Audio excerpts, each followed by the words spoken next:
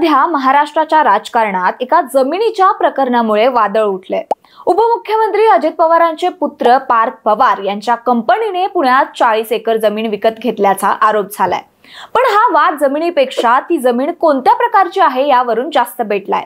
ही जमीन साधी सुधी नाही तर ती महार वतन जमीन असल्याचा आरोप आहे। पण हे महार वतन म्हणजे नेमकं काय? या जमिनीच्या खरेदी विक्रीवर इतके कडक नियम का आहेत आणि हा सगळा इतिहास काय आहे? चला आजच्या व्हिडिओच्या माध्यमातून जाणून घेऊया।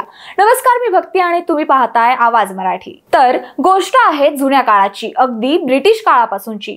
तेव्हा सरकार किंवा राजे आपल्यासाठी काम करणाऱ्या लोकांना पगाराऐवजी जमीन द्यायचे। यालाच वतन किंवा इनाम असे म्हणायचे। या वतनाचे अनेक प्रकार होते। प्रशासकीय कामासाठी किंवा देवस्थानांसाठी सुद्धा जमिनी दिल्या जायच्या।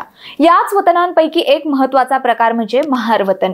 हे वतन वर्ग 7ब मध्ये यायचं, जे सरकारी सेवेच्या बदल्यात दिले जात होते। महार समाजातील लोकांना गावाची सुरक्षा करणे, संदेश पोहोचवणे अशी महत्त्वाची सरकारी कामं करावी लागत होती आणि त्या सेवेच्या बदल्यात त्यांना ही जमीन वंश परंपरागत कसण्यासाठी दिली जात होती। पण या वतन पद्धतीमुळे मोठ्या प्रमाणावर सामाजिक भेदभाव आणि अन्याय होत असल्याचा काहींचा सूर होता।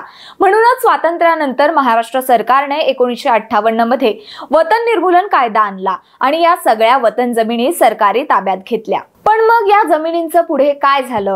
तर सरकारने त्याच कुटुंबांना ठराविक फी घेऊन या जमिनी परत दिल्या, पण एका नव्या आणि अत्यंत महत्त्वाच्या अटीवर, आणि ती अट होती भोगवटदार वर्ग 2। याचा अर्थ तुम्ही जमिनीचे मालक आहात, परंतु सरकारच्या काही कडक अटींसोबत। या जमिनीला अविभाज्य शर्त असते। त्यातील पहिला नियम म्हणजे ही जमीन विकायची असेल तर जिल्हा अधिकाऱ्यांची परवानगी बंधनकारक आहे। दुसरा आणि सगळ्यात महत्त्वाचा नियम म्हणजे जर ही जमीन शेती सोडून इतर कामासाठी विकायची असेल तर आजच्या बाजारभावाच्या 50% रक्कम सरकारला नजराणा म्हणून भरावी लागते। तिसरा आणि शेवटचा नियम असा की जर हे नियम मोडले किंवा परवानगीशिवाय व्यवहार झाला तर ती जमीन सरकार जमा करण्याचा अधिकार जिल्हा अधिकाऱ्यांना असतो। त्यामुळेच महार वतन जमिनीच्या खरेदी विक्रीचा हा मुद्दा इतका संवेदनशील आणि कायदेशीर दृष्ट्या गुंतागुंतीचा बनला आहे।